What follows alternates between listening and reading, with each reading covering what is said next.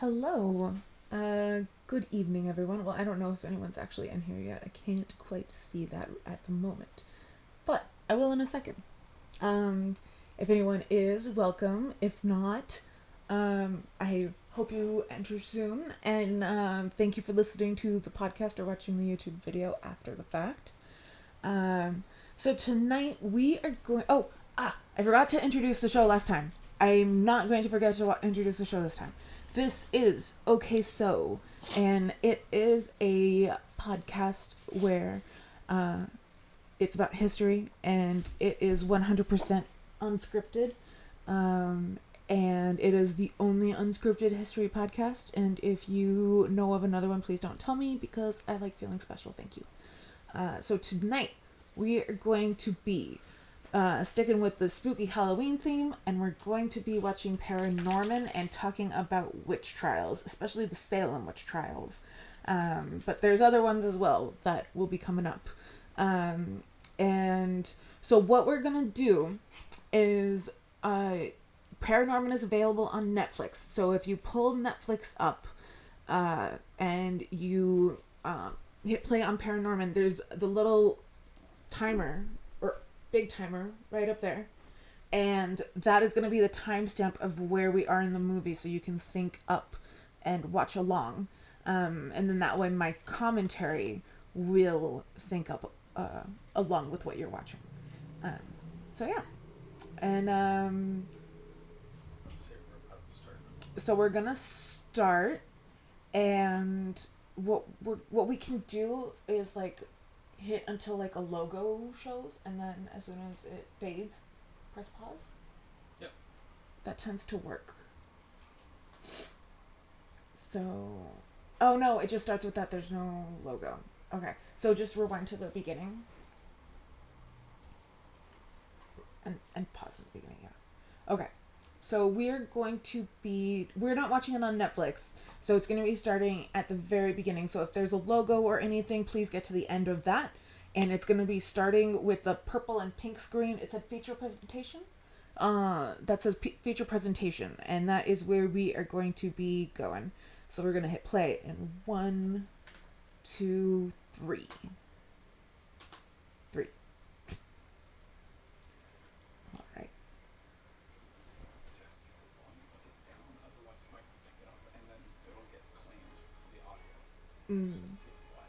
Can we do Bluetooth headphones?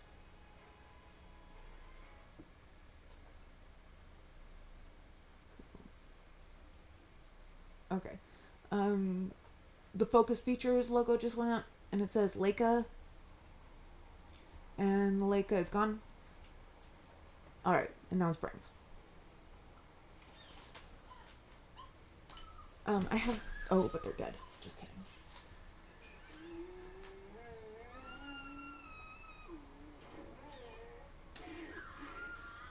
Oh, we could just each have one. Or is it going to be too hard to sync it? Okay.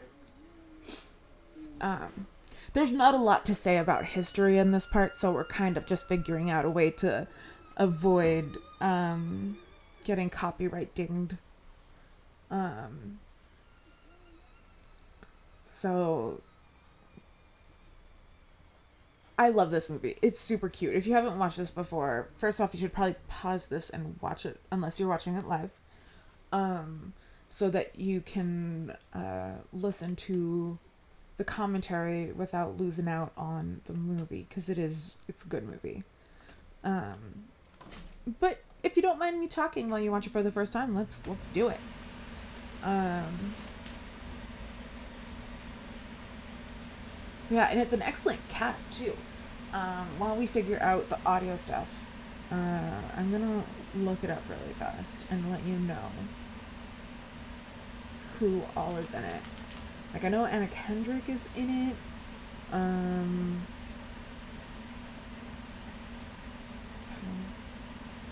know how to spell things.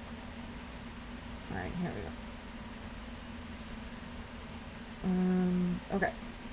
Anna Kendrick, Christopher McLovin, I don't know who that is. Casey Affleck. Ugh. But he has a nice voice, I guess, kind of. Leslie Mann, who I adore. Jeff Garlin. Elaine Stritch. She was grandma in the last scene. And Jeff and Leslie are the parents, I believe.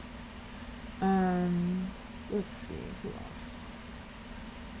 Alex Borstein is in this. She is best known for being Lois Griffin's voice, but to me, she is and will always be the Ungermeyer from the Lizzie McGuire movie. Let's see, John Goodman is in this. I think that's all of the big ones. Yeah, that's all the big ones. Pretty fun. Can we have some audio? Yeah, turn it up a bit. So you can hear with the mic, yeah.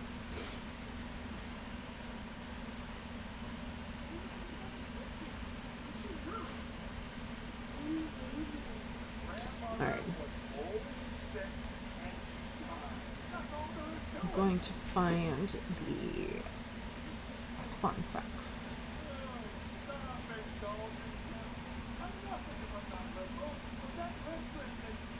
I'm nothing if I'm not liberal, he says, right before insulting gay people and hippies.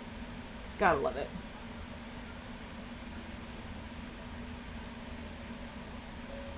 I love the aesthetic of the attic bedroom that's just like papered with posters.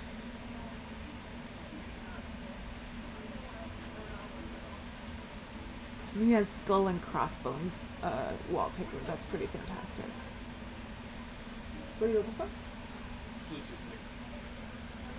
thing. No, the... Oh. Here's John Goodman.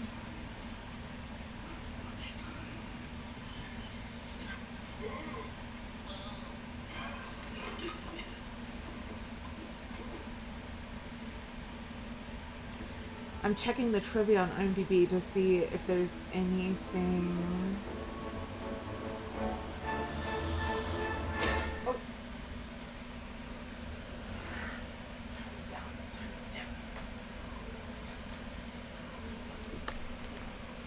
Okay.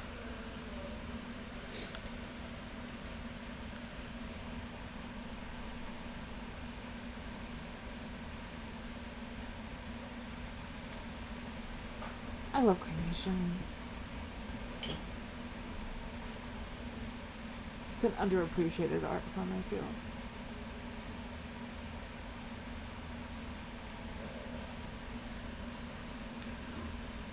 Alright, I'm looking to see if there's anything interesting in the IMDb trivia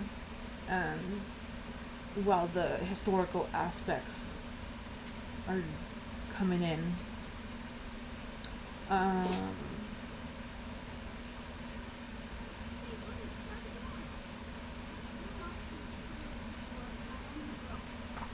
I really like how they did this scene. It's super fun. And then this is also exactly how I imagine Salem is now. Not this, but like when he gets into town and how there's witch stuff everywhere.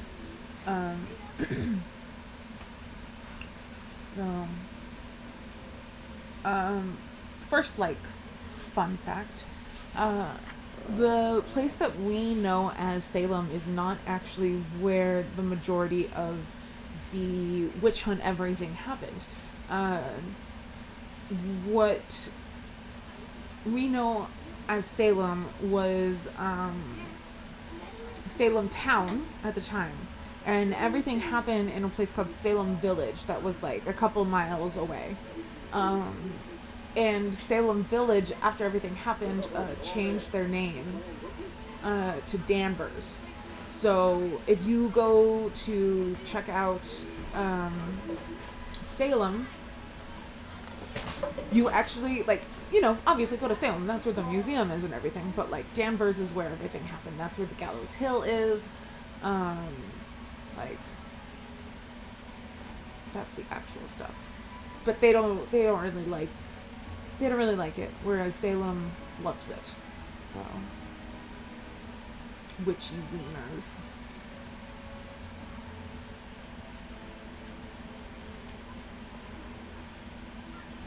But yeah, like, this is exactly how I imagine Salem is.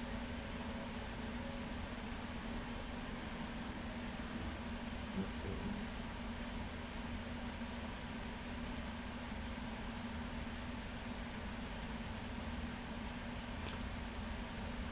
Oh, apparently the name of the town, Blythe Hollow, is a reference to two different ghost stories: Noel Coward's Blythe Spirit and Washington Irving's Legend of Sleepy Hollow. That's pretty cool. Alright, audio issues fixed.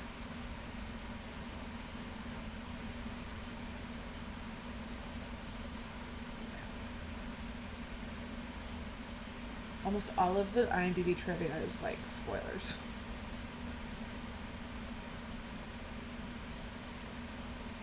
Oh, this is Elaine Stritch's final film.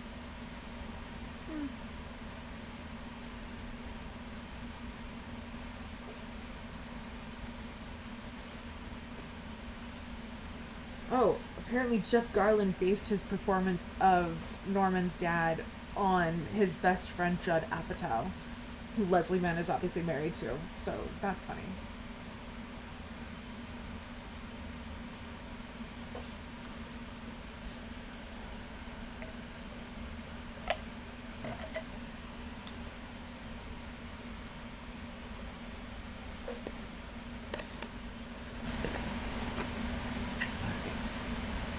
I got ice cream.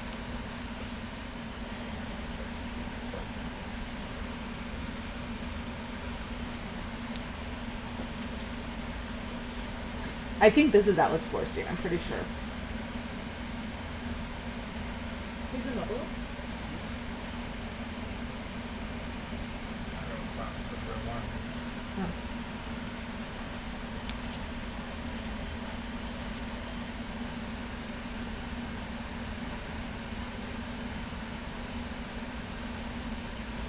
I spent most of my high school time in the drama area.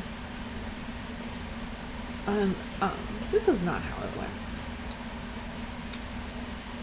Also, I feel like the fact that our general representation of witches are a bunch of anti-Semitic tropes should be discussed.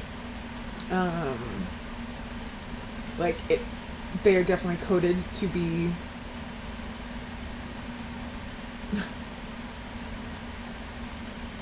Sorry, I'm just noticing details. I love this. Okay, so first off, her left hand is significantly larger than her right hand. But then there's also marks on her right hand implying that she switches the cast between the two. See? I love details like that. It makes me really happy. Details like that are made specifically for people like me.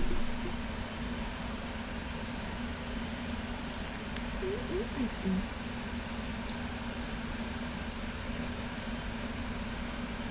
I got a tamale and a couple tacos for dinner, and I was really excited about the tamale, and the tamale wound up being way too spicy for me to eat. So this ice cream is making me feel better about that.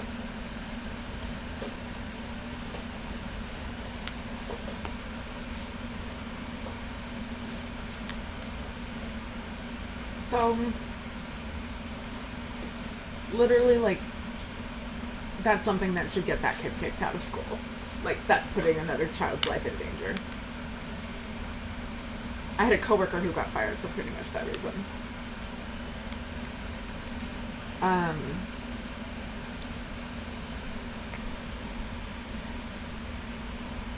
But, okay. So let's discuss why witch trials were happening in the first place. So there were all the witch trials in, like, the early medieval times. And, then they kind of died out, which was great. Like, no more Inquisition, etc. And then in the 16th, 17th, some people say into, like, the 18th or even 19th century, there was a, like, mini ice age. And it cooled down the entire planet. Or not the entire planet. I think it was just the northern hemisphere. But Um, but yeah, so it caused a bunch of crop failures. It caused a bunch of crop failures and stuff like that. And when stuff like that happens, and when it's consistent and it's happening over a prolonged period of time, people generally want someone to blame. They need a scapegoat. They need someone to point the finger at and be like, "It's their fault. Let's punish them, and then it'll get better." And that's exactly what happened. They were like, "Okay, who can we blame?" And beyond, so that's where like things were happening like that in Western Europe. And so the witch persecutions started happening again in Europe. And then what happened was King James of Scotland / King James the First of England went to get his new bride, who was coming from, gosh, where's she from? Portugal? I can't remember. But she was on mainland Europe. And on the way back, there were horrible storms that like almost like wrecked the ship, which had kept her from coming earlier, and why he had gone to get her. Like, she had tried to come before across the channel to Scotland and had to turn back because of how bad the weather was. And so they wound up getting through the storm, but it was perilous. And one of the things that James discovered while he was on mainland Europe was the European attitude towards witches and the fear mongering that was happening over them and everything. It was like really like gathering energy. And unfortunately he brought that over to England, or he brought that over to Scotland, and then it kind of like, then he became King of England and he brought it into England. And it just kept going and spiraled from there. And like the thing is, like, he seemed like he was actually like a good dude who was trying to do his best. Like, he wrote a book that was published like during his reign, which is wild, about persecuting witches and how to do it safely and honestly and stuff like that. And his intent was to make it so that it was harder for people to be wrongfully accused. But unfortunately, people took his work and twisted it. Lots of people died instead.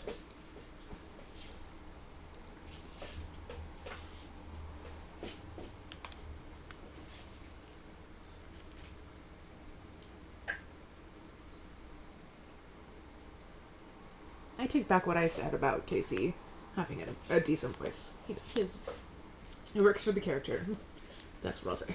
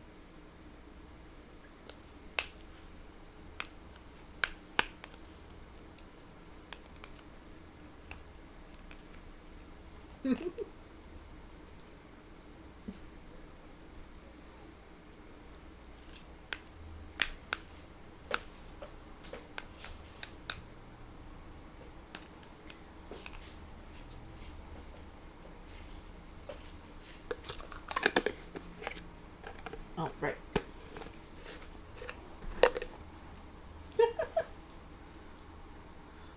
Excuse me. Should not have done that right in the mic. I apologize.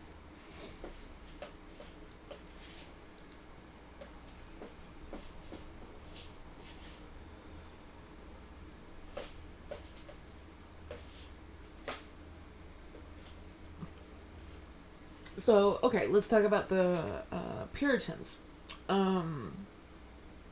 The A fun thing is that American school children are taught that the Puritans came here to escape religious persecution, and they came here because it was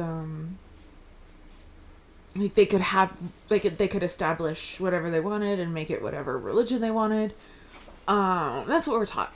When in actuality, what happened was these Puritans took over, like basically had like a massive coup, and deposed and executed the King of England, Charles I, and took over. Like that's where you hear about like Cromwell, and like they outlawed theater, like just everything. And finally people like took over and were like, no, we're sick of this, because they were like executing people like it was bad times. And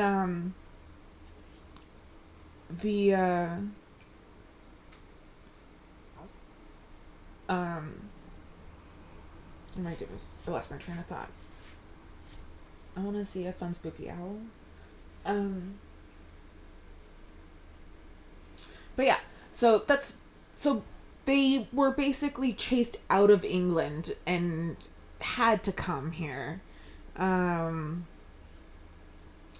it's very annoying that we are taught what we are taught. Like, it's really that whole, like, spinning it and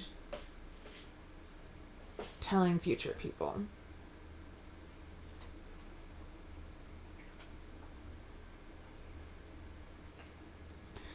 Apparently, I think it was members of the press got it.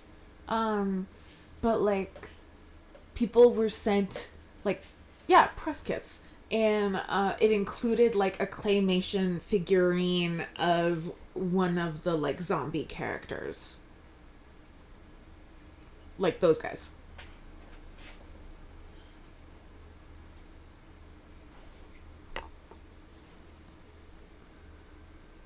Alright. So I forgot to intro the fact that it is like casual hotboxing history time. I am smoking a strain called Gotta Cookies, which is not a name that makes much sense, but there we go. And then I'm having don't judge me, I can like what I want. I'm having eggnog ice cream. It's delicious. Look at that car design. That's fantastic. I love the aesthetic of this movie.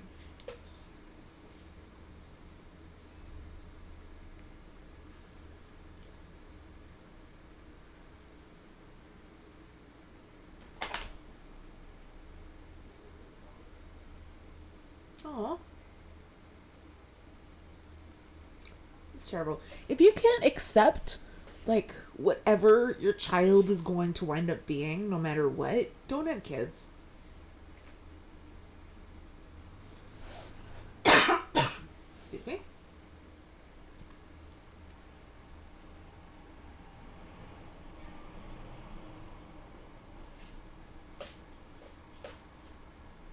Oh.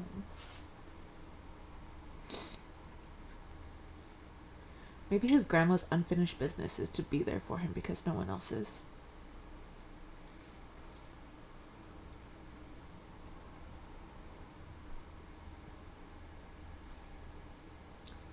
All right.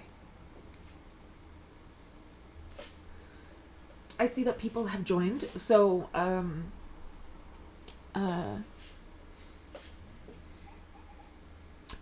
if you have just joined, the timer right above me is where we are in the movie so that you can sync up and watch along and listen to the commentary. we're still in like the beginning without a whole lot of like the witch stuff yet. Um, but it's a fantastic movie. So I love that Alvin doesn't know how to spell his own name.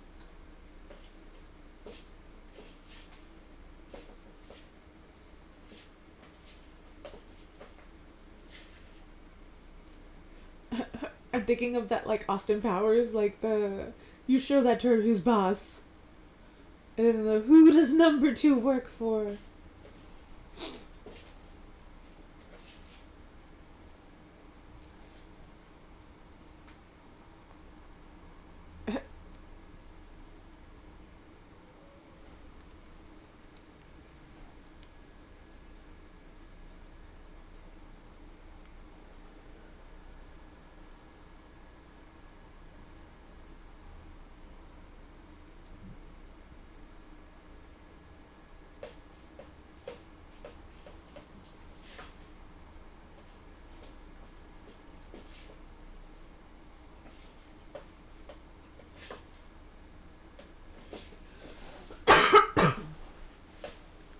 You gotta love John Goodman.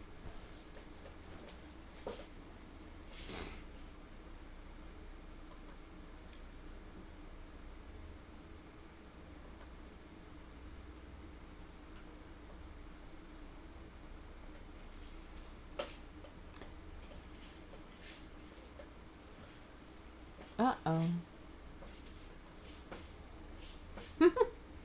Spooky toilet paper.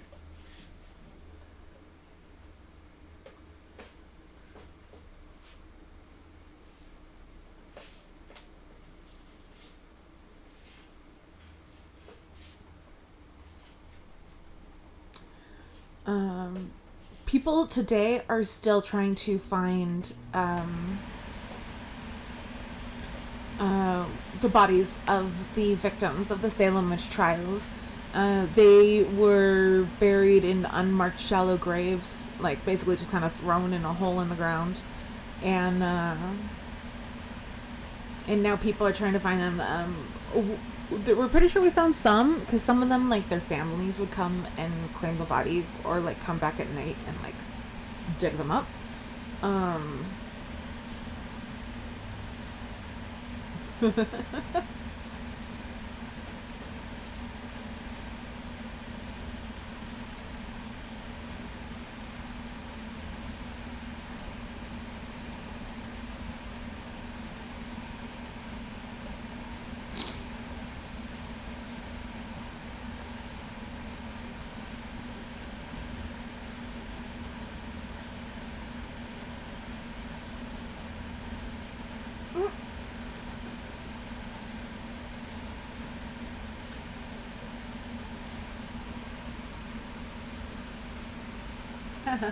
Poop joke.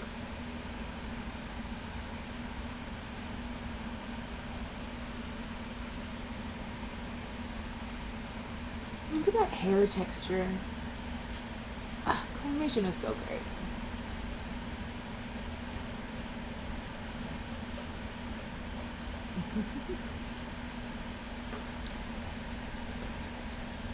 I feel like the fact that the school's initials are BMs is not an accident.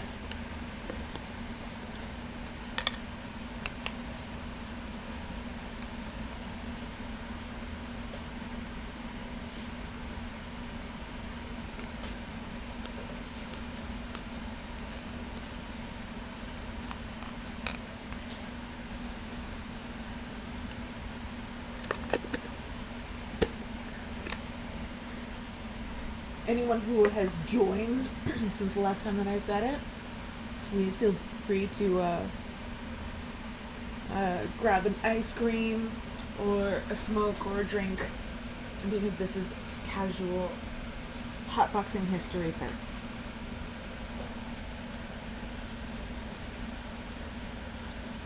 And one of the fun things about watching live, you get a dog.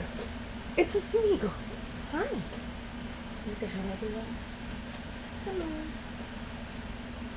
I'm Smeagol.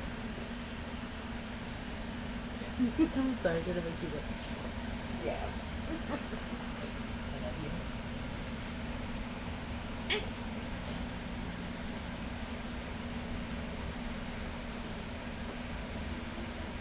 Did it just die? Audio problems again. Oh, there we go.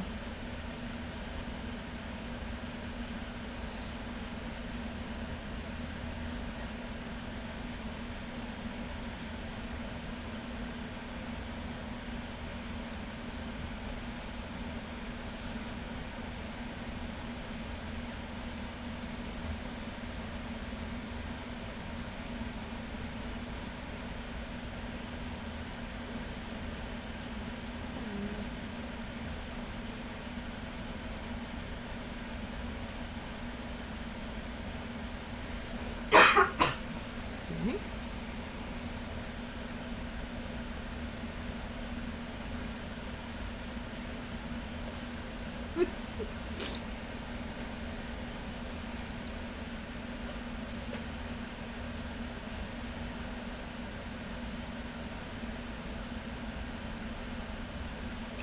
Got a low lane stretch.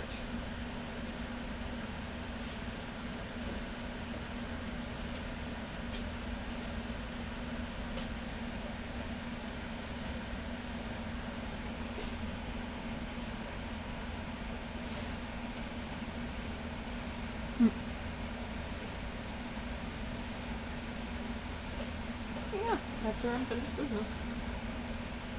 Still needs looking out for.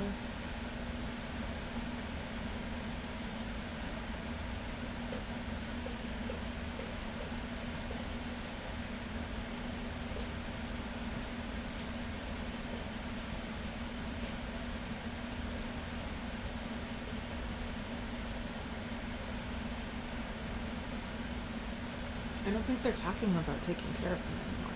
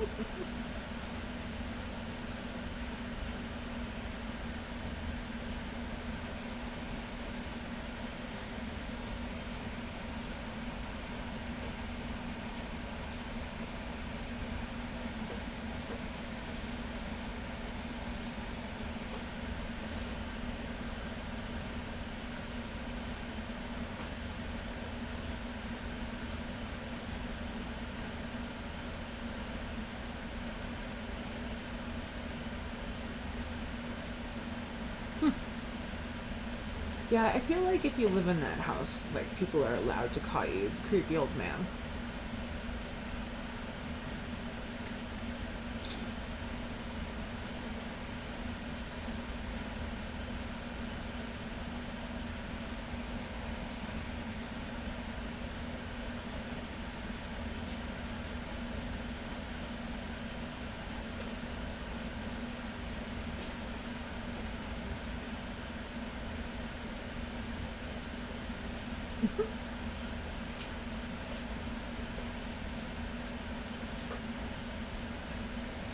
Alright. So, the worst witch trials were far and away not here. Here in the United States. The worst witch trials were in Germany. And if you look at a chart of, like, number of witch trials and persecutions and stuff, Germany is so far ahead of everyone else that it legitimately looks like the U.S. military budget, like, compared to the other countries. Like, if you've ever seen one of those graphs, that's what it looks like. Germany was absolutely wild, and they had like several huge trials that went on. And one of the things that Germany was, I don't think known for is the right word, but one of the things that Germany was not even unique, but like extra brutal about, there we go, is that they persecuted kids. Like there's an account of I think 49 kids being put to death at the same time, like in just like one day. And then like accounts of like hundreds of people being executed, sometimes burned at the stake. One thing that people don't understand is that the United States did not have at any point witches burnt at the stake. Before it was the United States as well. I mean, like this place. Witches here were mostly hanged. If you've ever heard of Giles, gross. That's disgusting. That's horrible. I hate that. No. Ugh. Ugh. No. Ugh. Have you ever heard of I've heard both Giles and Giles Corey. He's a character in The Crucible, for example. He was pressed to death. Like they put a board on his chest, and then they started just placing heavy rocks on it, and kept going. And like it was basically like a form of torturing him to get him to talk, because he refused to enter a plea. Because basically the way that it worked is if you pled guilty, they let you live. Like you lost everything, but you were basically allowed to live. If you continue to say that you were innocent, you were put to death. Like that's how it was. And on top of that, it either way it went, if you entered a plea, the state took all of your property, like all of it. And Giles Corey was like, no, I'm not letting you do that. And so he just refused to enter a plea at all. And so they were trying to torture him to get him to do one anyway. And like basically all he would say is just more weight. Like that's the famous line, is more weight. And they killed him. So everyone else was hanged. And one of the things that was very specific about these hangings, and this was Europe and the US,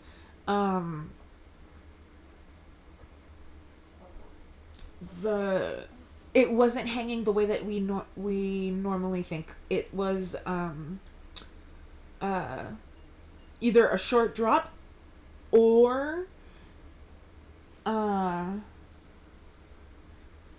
they would like basically be standing on a ladder and then kind of like rolled off of the ladder, and so like they would just kind of be like dangling, or like they would have just like a short stool kicked out from under them. Basically they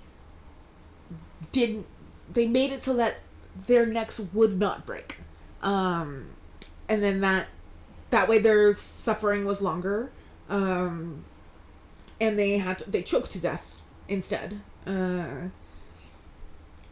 But an interesting thing was that with the burning at the stake, they would usually kill people beforehand in Europe. They would either decapitate them, or while they were tied to the stake, they would then choke them to death, and then burn their body. And yeah, so that's basically the ways that witches were killed. Like obviously they would get creative other times, but in general, here's a fun fact that I learned today. So when they would be interrogating someone, witch or otherwise, they would, there would be, like, basically, like, there were degrees that the level of torture would fall under. And the top level was the third level. And that meant, if you were at the third level, it meant that the person being tortured was going to die. Like, the third level was a death sentence. And that is where we get the expression, give them a third degree. Because it was the third degree. And yeah, so now you know that. What was the other fun fact that I learned and I told you earlier? Great. I love that you really value the things that I tell you. It's stored in there somewhere. It's just not stored that way that I would know that you said today.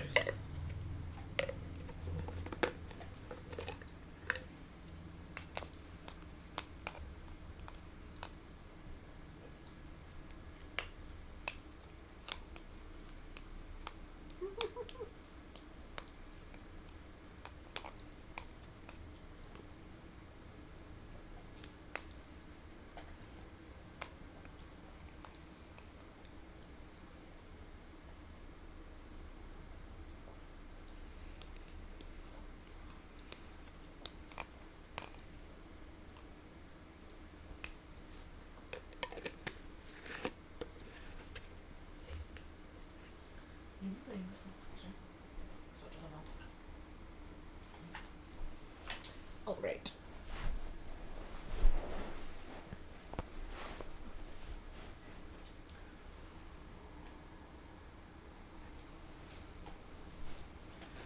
All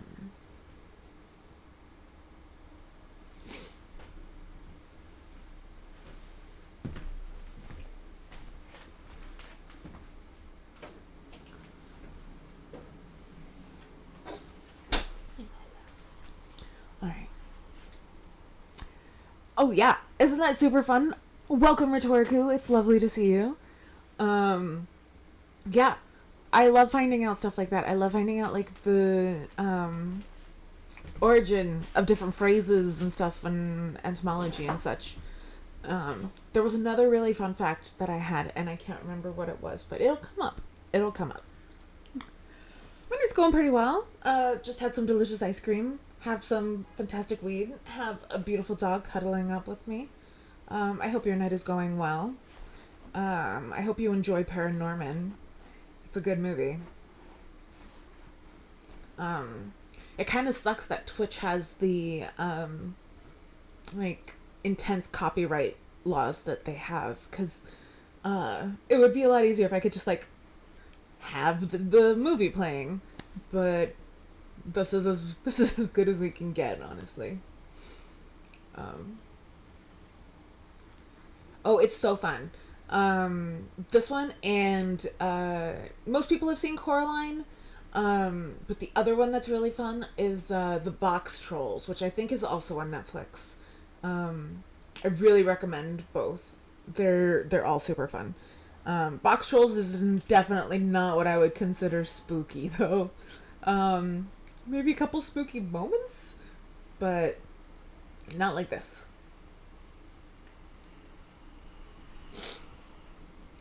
But yeah. But yeah, it's good. And it has a fun cast and fun design.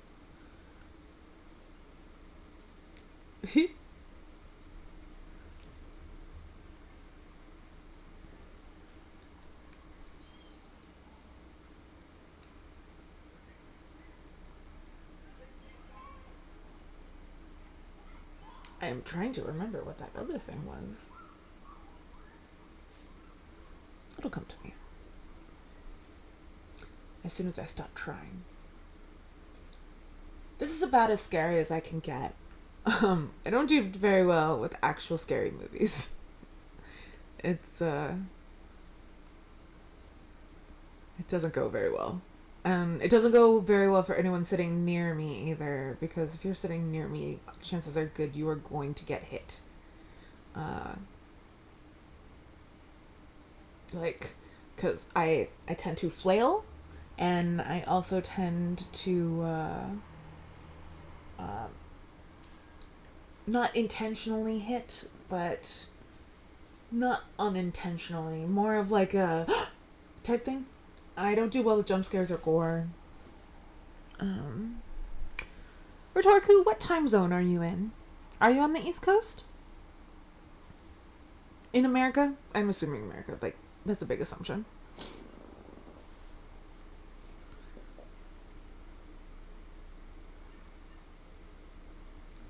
I need to go to Salem.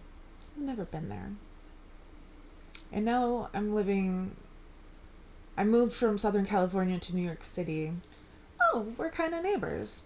I'm in Brooklyn.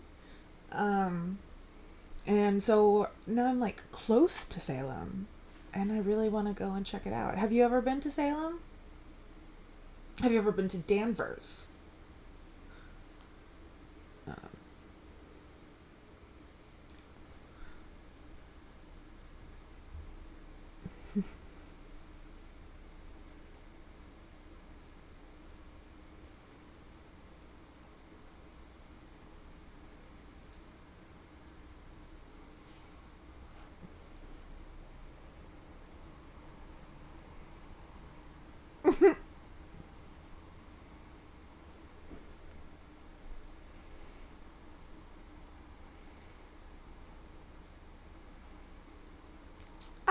Oh, producer Brian just moved away from Pittsburgh to here. But he was there for a year, and that entire year was COVID. So he didn't really get to see much of Pittsburgh. I've never been to Pennsylvania. Oh my. Yeah.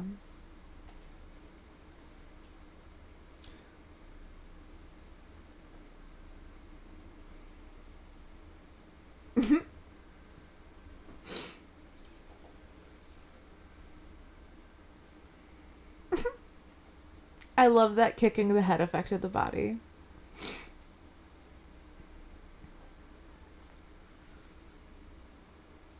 Pittsburgh has some fun history. Philadelphia is definitely higher on my list to go and visit and check out everything. And I've also never been to Boston. I'd really like to go to Boston.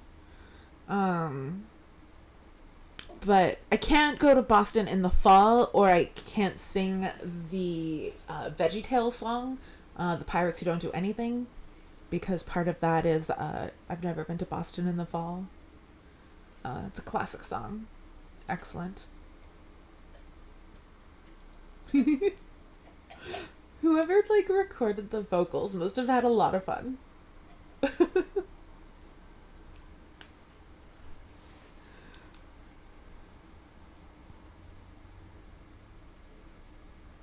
I'm wondering if I should show Rhetoriku what I've been working on. You think I should?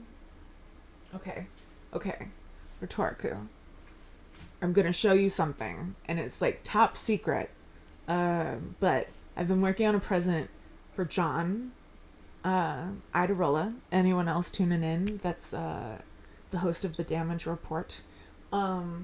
And I finished it, and I'm just waiting for like one thing so that I can like attach two pieces, and then I'm gonna be sending it in. So here it is. Yeah. But I made John a Funko of John. So I put the purple dragon, I made the dragon purple, and then I painted the shirt to be purple as the purple dragon as well. So I'm gonna be sending that probably next week off to the studio. And yeah, it was fun. Right? Yeah. I also included a note for whoever, because they screen the packages. And so I like included a note just being like, thank you for screening the packages and like keeping them safe. And then I was also just like, P.S. like, if possible, can you film his reaction when he opens this? So we'll see.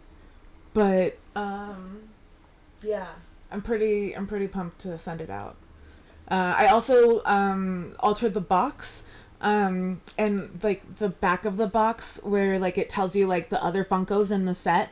I like made like I like just drew Funkos of Brooke and Brett and like all of the people who have Twitch shows.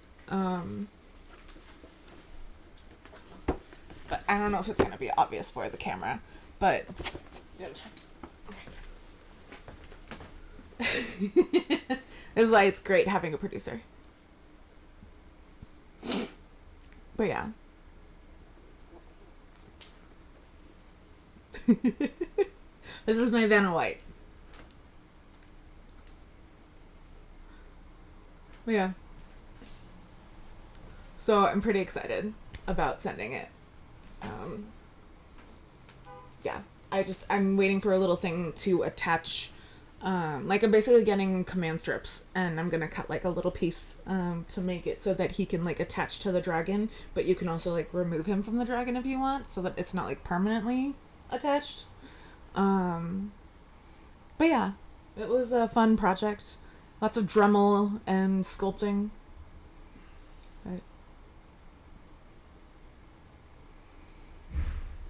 But yeah.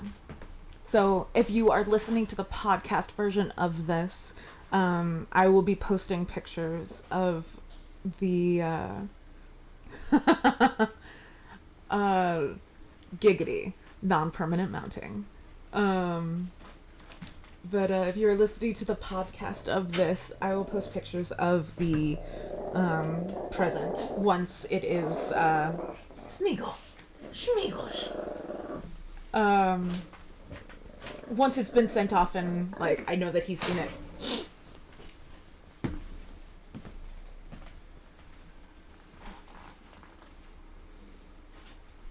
Producer Brian just came and stole my dog.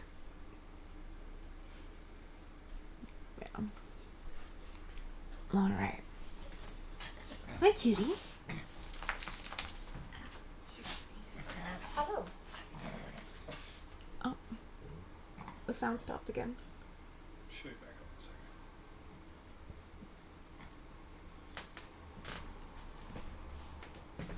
in a second.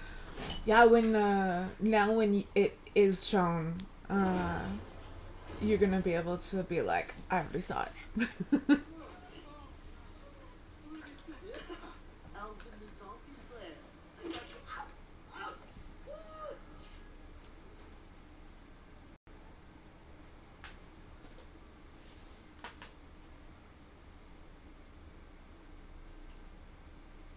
Not only do I take back saying that Casey Affleck has a nice voice, like, I'm gonna go ahead and say that it's a creepy voice. Like, there's a movie called The Assassination of Jesse James by the coward. Oh, I forgot the character's name. And he plays the coward person, and he's like super creepy and weird. And that was the first time I ever saw him. So, and that might have influenced my decision. Have I done other Funkos before? Yes. I started doing a set of Titanic Funkos. And then I wound up moving California. Oh yeah, I should probably show what I'm actively working on. But the other thing that I've been working on is a full set of the Tudors. So I've got so I've basically gotten them all primed and sculpted, or sculpted and primed, and then I'm going to be streaming when I'm painting them, so you'll be able to like watch that if you have any interest in watching that. But here's Anne Boleyn, and I don't know if you want to hold it up to the camera again, Vanna. All right, Anne Boleyn. And that started out as Princess Jasmine from the live action movie. And now here's Catherine Howard, who started out as Cho Chang from Harry Potter. Oh, hopefully the microphone is picking me up. And then here's Anna of Cleves, who started out as someone from Fantastic Beasts, but I haven't seen it, so I don't know who it is. And then I've got two of them from Alice in Wonderland Through the Looking Glass. There's this is Catherine of Aragon. Is that right? Right? I said Aragon, right? Not Aragorn? Okay, good. I always say Aragorn on accident. And then here's Jane Seymour, who started out as Alice. And then the very last one is Harry himself, who started out as Nearly Headless Nick. And I bought it for super cheap on eBay because it was broken. And my original intention was that I was going to fix him. And then I realized like it would be really funny to have Henry as the one with his head cut off. So that'll be fun. But yeah, so that started out as Nearly Headless Nick. Thank you, Vanna.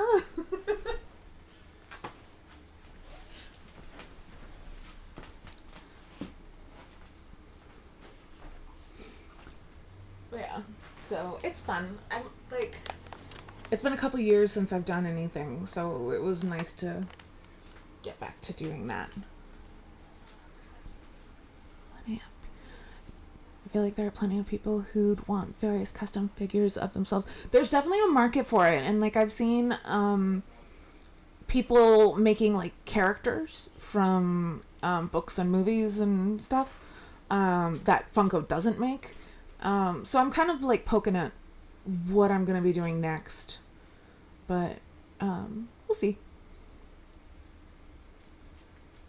Yeah, hopefully the people listening to the podcast like Funkos. So, if not, I mean, you weren't here. Next time, watch with us.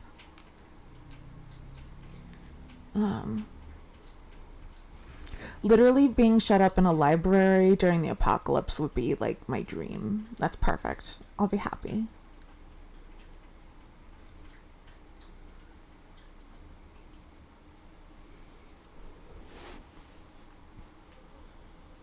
What's up, Sphinx? Come here. Come here. Witchy wiener. Still funny.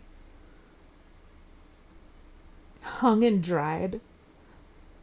That's funny. A like pet peeve of mine is people saying that someone like was hung instead of hanged. Like when you say that someone is hung, you're talking about penis size. Hanged is when you're talking about execution. Yeah. So, say hanged.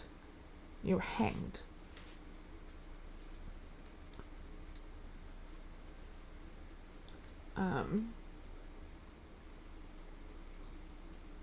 But let me tell you about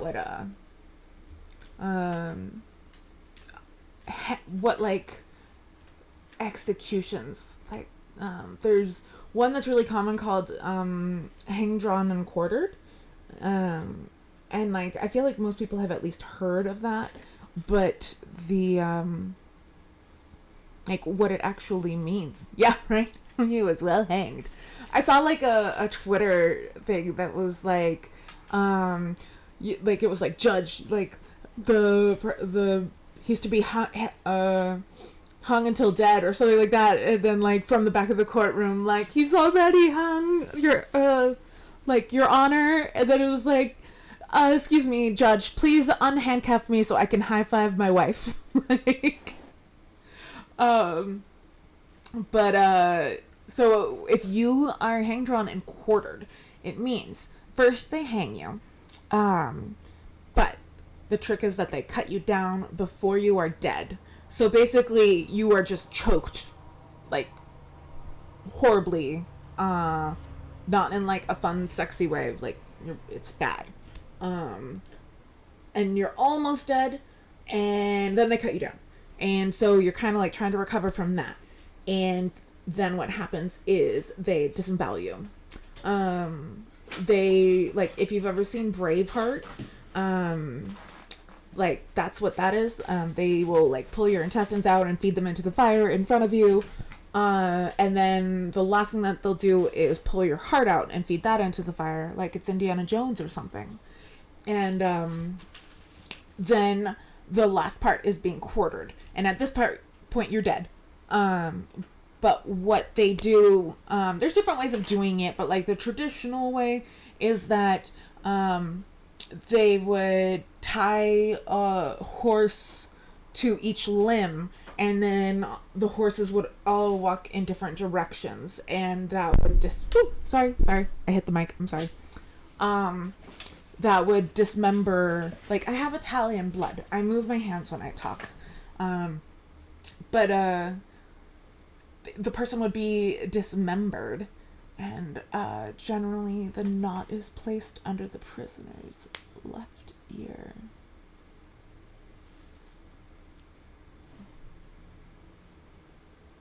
Oh, for hanging. Oh, that's interesting, having it on a specific side. So generally the knot is placed under the prisoner's left ear to hang them. I'm trying to, like, think of watching hanging scenes. I don't know. That's interesting. So, like, one of my, like, dream jobs is being a dramaturg. I notice details that most people don't pick up on, and I have way too much random knowledge in my brain about the neck breaking more readily. Huh. I wonder what the difference is with the two sides. If anyone knows what the difference is between the two sides of the neck and why having the knot under the left ear would break the neck easier than the knot under the right ear, please let me know, because I am curious. It could be superstition. What? Could be superstition. Oh, it could be superstition, that's true. And also the left side was considered sinister. Oh, yeah. That's probably it. The left, when you're being... Well, so what happens with the neck breaking, that's when, like, the trap door from up high and then you drop down abruptly. Like, that's when the neck breaks. And there's actually, like, a specific art to it. Executors aren't just a random person pulled up onto the scaffolding. It's someone who knows how to do things. And one of the things that they need to know is that how tense the rope needs to be, how thick the rope needs to be, how long the rope needs to be, how much the person weighs, and then go based off of that for all of the aforementioned things. Like, there's a lot that goes into it. It's not just, like, tie a rope around someone's neck and then throw them down in a trap door. And, like, the traditional role of the executioners is also really interesting, because, like, definitely a full-time job, and it was also considered, like, it was a necessary job, and it paid really well. Well, it depended on the time and the place. Sometimes it paid really terribly and your life sucked all around. Sometimes it paid really well. But either way, you were kind of shunned by society. Like, you were seen as kind of, like, unclean.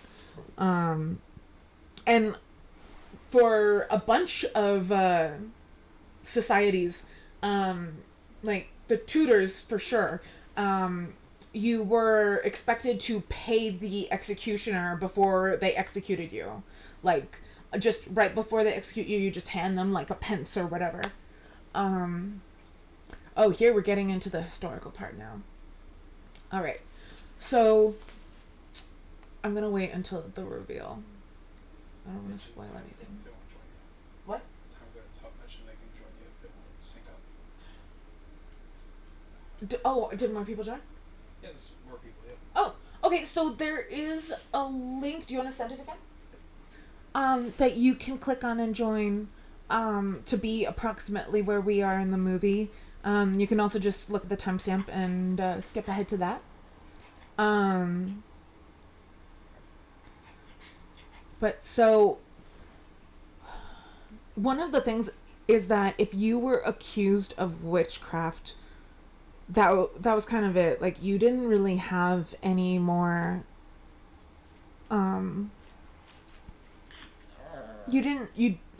that was it. You were dead, or like your life was ruined and your family was like it was really sad. And excuse me. And like this is honestly not a terrible representation of how it would go. It was just like so for a while there wasn't a lot of oppress the women in your life. That's actually exactly what it was. Like people who were accused tended to be the vulnerable. So it would be anyone who was like a beggar in the town, anyone who was poor, anyone who was vulnerable, like any women who were unmarried. But then it would also be any women who were powerful on their own, like women who dared to own their own businesses, or women who were skilled healers, like just they went after mostly women. I think it was like in the second round of European persecutions that leaked over here. It was I lost my train of thought. It's gone. Oh yeah, it was just a way to like cleanse society almost. Like it would be like, oh well, it's inconvenient having you here and it's inconvenient having you here, and literally the reasons why it stopped. Oh, definitely any mentally ill person, like absolutely any mentally ill person, they would be like the first ones to go. There was actually a woman in, oh my gosh, I've been like rereading so much about the different witch trials and they all kind of blend together. But there was a woman named Elizabeth Cook, I want to say, and she had only one leg, so she was disabled, and she was a beggar woman, so she was also like a suck on the resources. And so they would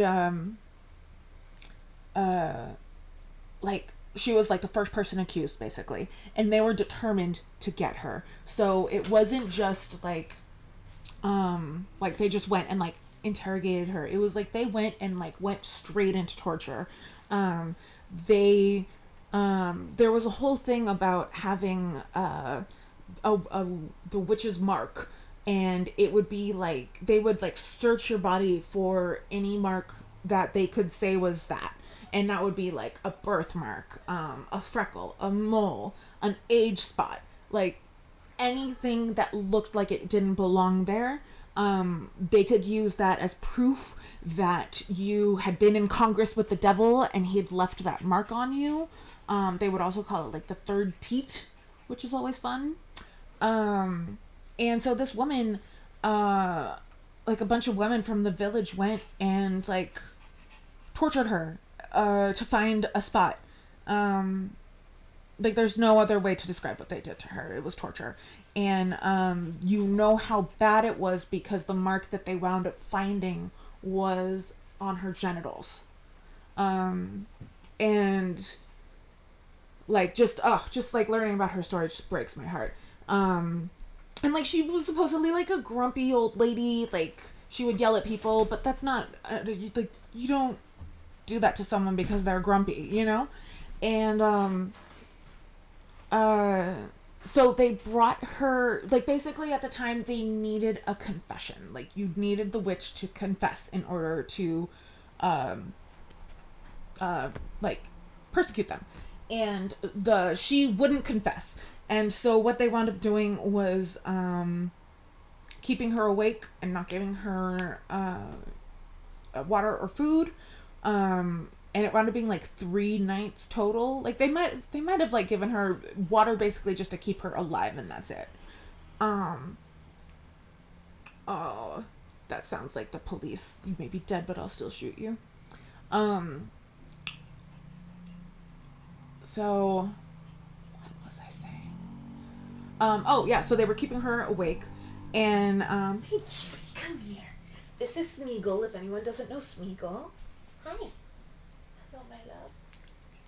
We're very happy. Yeah. You're such a good girl. So,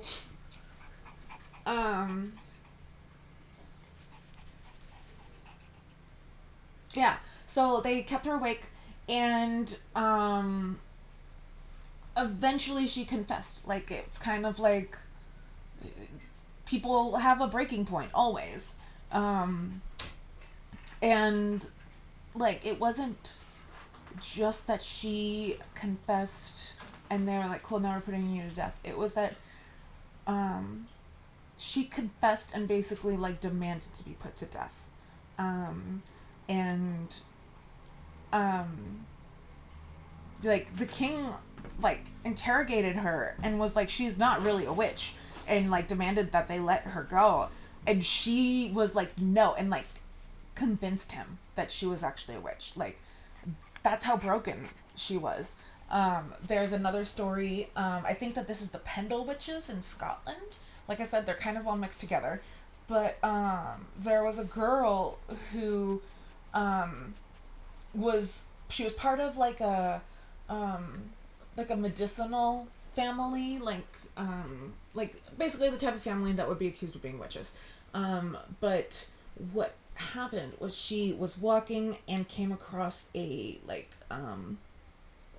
I've seen like both like peddler and beggar. I'm not sure which it is. A peddler makes more sense because she asked if she could buy some pins from him or if he had any pins, which was something like because they were a medicinal family, the pins were helpful for that. Like, it would be like for lancing boils, stuff like that. Like, there were a lot of uses that they could get from pins.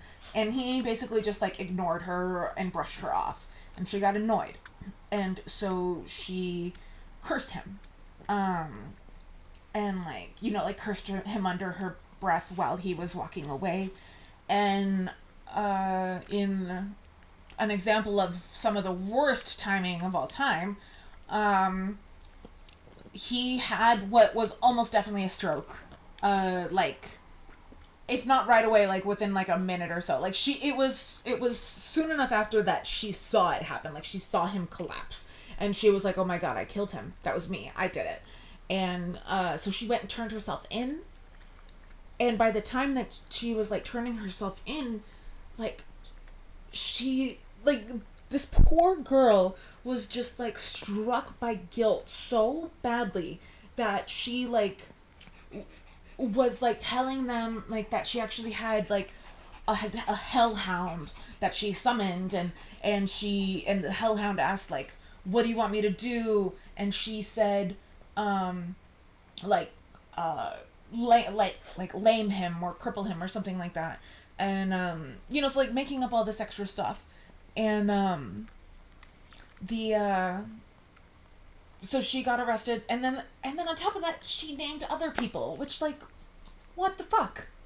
You don't name, not you, you're good. You're a good girl. That's a microphone. Yeah, you're so good. So good. So she confessed and then also like accused other people. And so a whole bunch of people, mostly women, wound up being rounded up and arrested. And like almost her entire family was part of this. And so when the trial happened,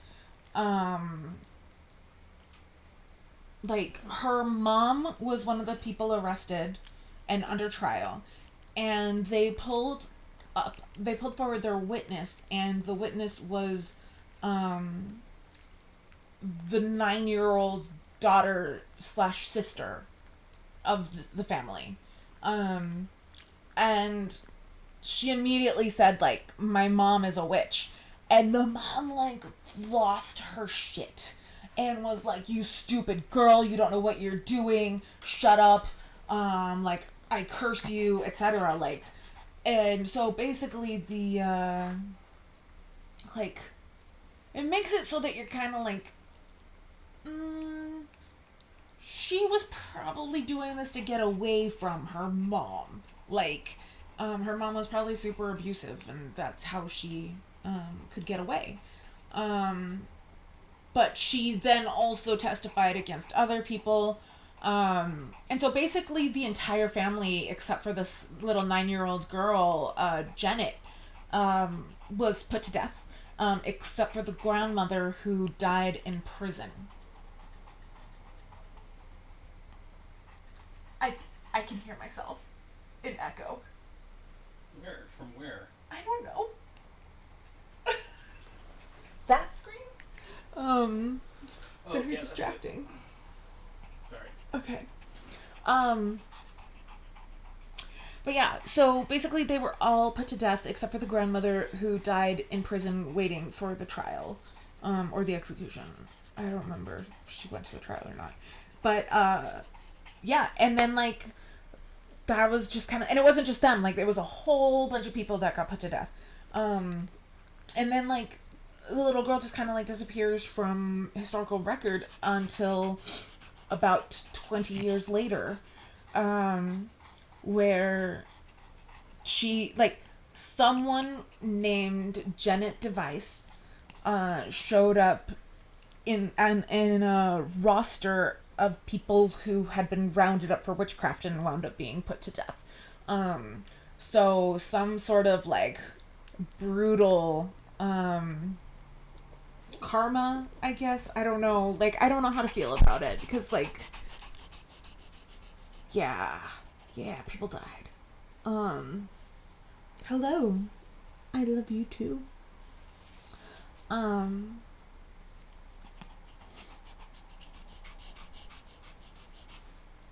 But yeah, so lots of kids, unfortunately, were involved as both either, like, enforced witches or enforced witnesses, or as witches themselves. And it's super sad. Like, there was I was talking about how Germany was just, like, going wild with their witch persecutions. Like, they had, like, 3 and 4-year-olds put to death for being, like, in Congress with the devil or some bullshit like that. Like, lots of children under 10, 7-year-olds, like, just, and, like, there was just, like, one day where, like, 49 of them were put to death. So yeah, so, like, reading that, I, like, kept on thinking about this movie. Like, and poor Aggie. 'Cause it's not, I mean, I was about to say it's not unrealistic, like, you know what I mean. Just the fact that, like, this little girl would have been put to death like that. And yeah. So there was this one dude, like, I'm not even gonna say his name because I don't like, making people like this live on longer, like, if Coco is to be believed. But he became the Witchfinder General. One of the characters in Good Omens is based off of him. And this man made it so that, like, he was kind of like the one who had the witch trials really amp up again. He, like, they'd only executed, like, a handful of people for witchcraft in the decades before he gave himself this job. And in 2 years, he was responsible for over 200 deaths. And so, like, he was the one who kept Elizabeth Cook awake. He's the one who's, like, torturing people to answer. And yeah, but he died miserable, alone, and disgraced. So, karma. Woohoo.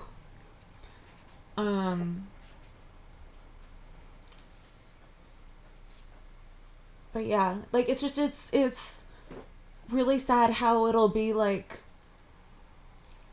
witch trial, persecution, craziness, lots and lots of people dying, and then, Um, She, yeah. And then it kind of like dies down slowly, and then kind of like it's not happening anymore. And then there will be one event, like for example, there was one event that I'm pretty sure was triggered by a creepy neighbor who was obsessed with his female neighbor, and tortured her until she confessed to being a witch.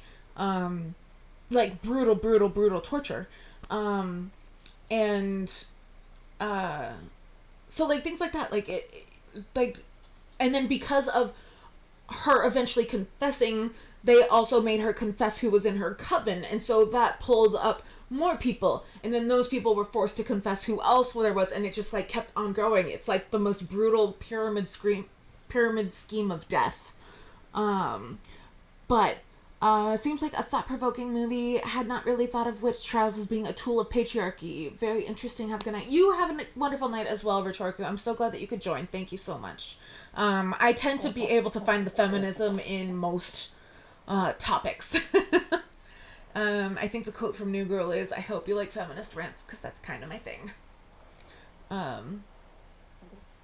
yeah. Looking into the history of witch trials is depressing and fascinating. Do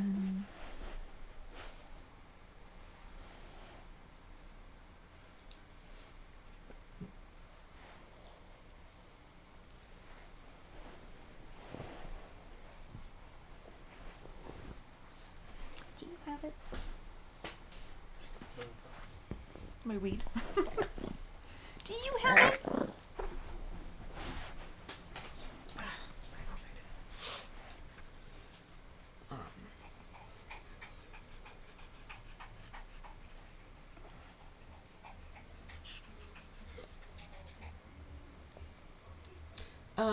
In Salem, there was one girl who was in prison.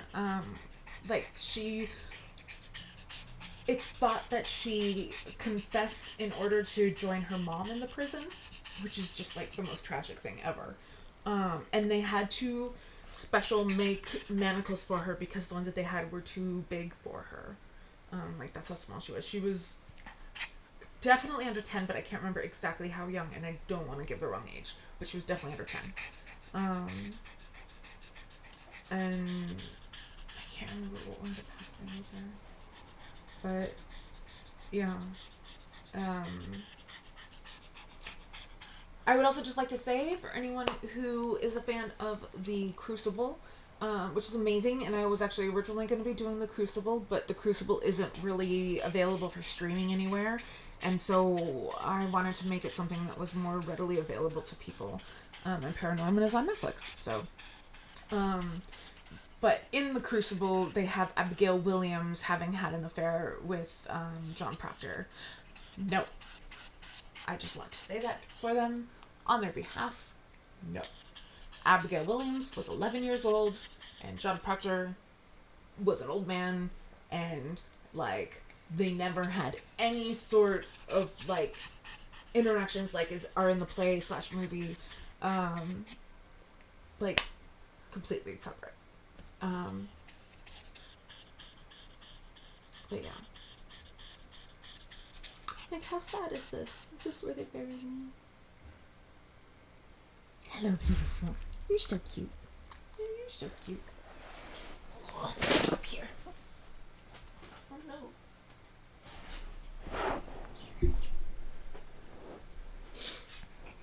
There we go. What are you doing? Hi. You want to be interviewed? Hello. Smeagol, are you aware that you are a very cute dog? You are. That's very good, because you are the cutest dog in the whole world.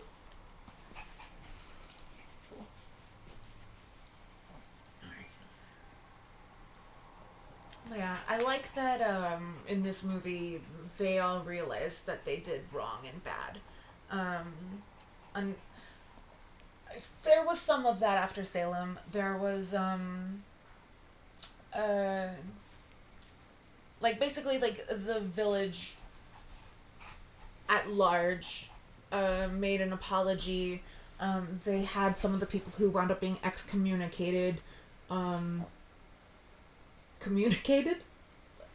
Excommunicated? I don't know. Communicated sounds right. And they also put up a memorial.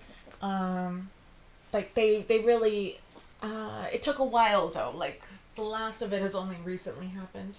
And only one of the girls came forward, and apologized. And I want to look up which girl it is, because that is someone whose name I will say. Which Salem witch trial girl apologized? Ann Putnam Jr. Ann Putnam Jr. was the one who came forward and apologized years and years later. And she was the one who said that they were making it up and everything. Like, depending on what you watch or read about the Salem witch trials, like, it's been, so much has been written and made about it, and it's really easy to kind of get lost in conflicting stories and stuff.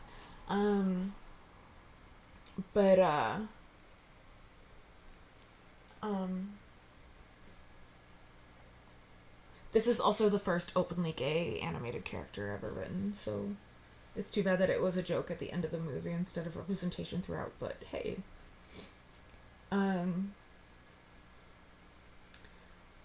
But yeah, so Ann Putnam Jr. came forward and apologized, said they were making up, like, so depending on, like, what you're, like, different people will say different things. Like, some people will say that they were absolutely making it up, 100%. Some people, like, there's some people who say things about, ergot being, like, a fungus in the wheat, and so they could have been hallucinating, or all this stuff. And I think that anyone who's honestly trying to,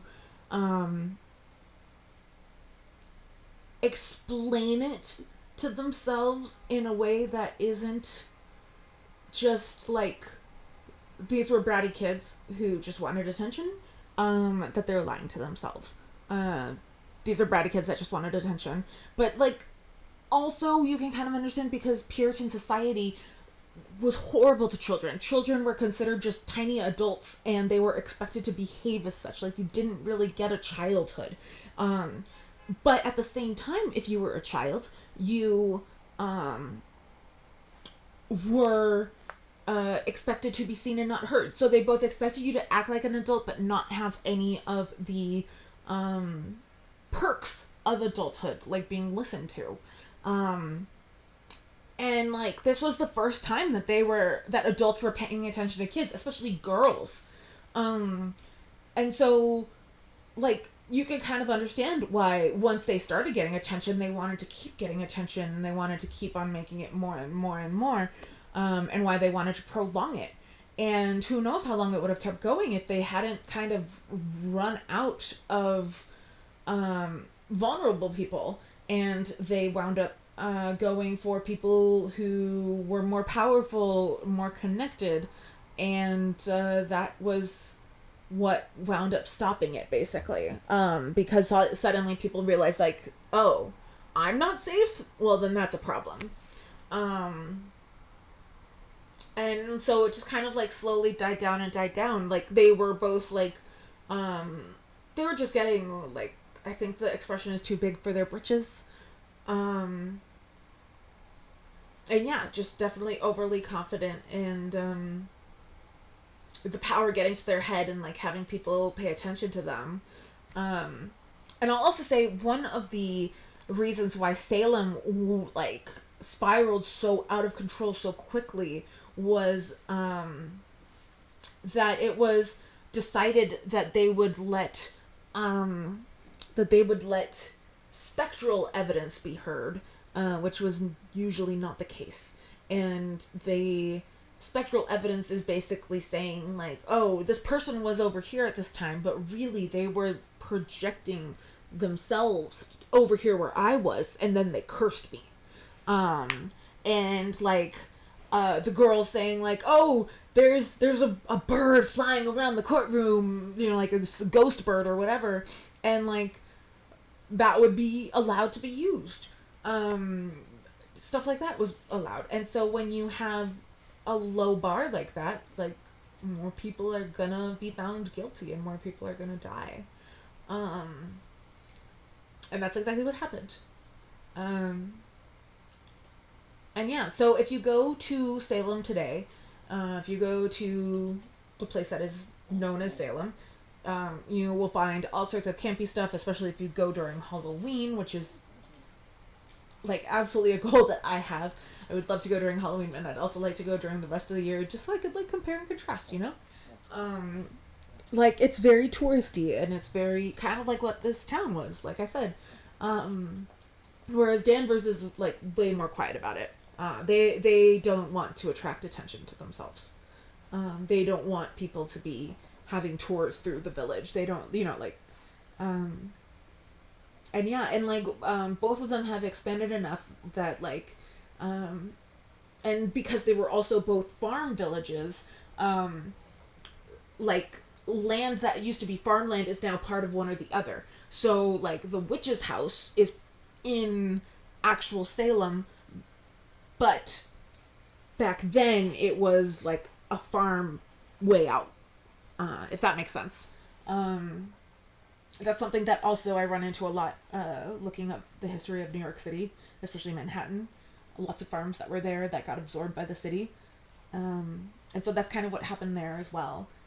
And yeah, I'm trying to think if I forgot anything. There's a documentary on Netflix that I really recommend. If you just look up witches, it'll pop up. It is done by one of my two favorite historians, Susanna Lipscomb. The other one is Lucy Worsley. I adore both of them, and just would die of happiness if I could meet either one. And so Susanna Lipscomb does a docu-mini series, like I think it's only 2 episodes, where she goes into the history of witch trials and stuff, and I really recommend it. She shows some of the places where stuff happened. Like obviously it's focused on, like, not obviously, sorry, she's British, so it's focused more in like the UK stuff that happened there and not so much here, but it is really interesting and gives you a really solid grasp of the basics. And yeah, I'm going to try and keep doing like movie nights and stuff, especially on Thursdays. I've been like kind of feeling ill, so this worked well because I kind of had like something to follow along with and not have to like talk to myself. So there's probably going to be more of these. One of the things that I'm having trouble with is that I'm trying to stick to streaming services that people have. So that kind of limits my options. Like, I'd really love to do From Hell with Johnny Depp because I know so much about Jack the Ripper, but it's only available on like the Criterion channel or something like that. Like, who has that? And like I said, like the Crucible's not streaming anywhere, and I don't want to do somewhere where like it's available but you have to pay, because I don't want to ask anyone to pay in order to, join in. So yeah, so we'll see what I come up with next. There's probably going to be at least 2 more this month that we have planned already. And I feel like you guys will be really, really happy with what they are. And anything that I forgot to mention in this one, I can mention in one of those. So if you know something that I forgot to mention and you're all upset that I didn't mention it, please message me, let me know what it is, and I will be sure to include it in the next witch-themed one. And with that, perfectly timed, we're all done. So thank you for everyone who joined. Thank you for everyone who is listening in the future or watching in the future. I hope that you like this. If you have any suggestions on how to make it better, if you have anything that you particularly enjoyed, please send a message. And we'll see you hopefully on Monday. So, bye everyone. Thank you.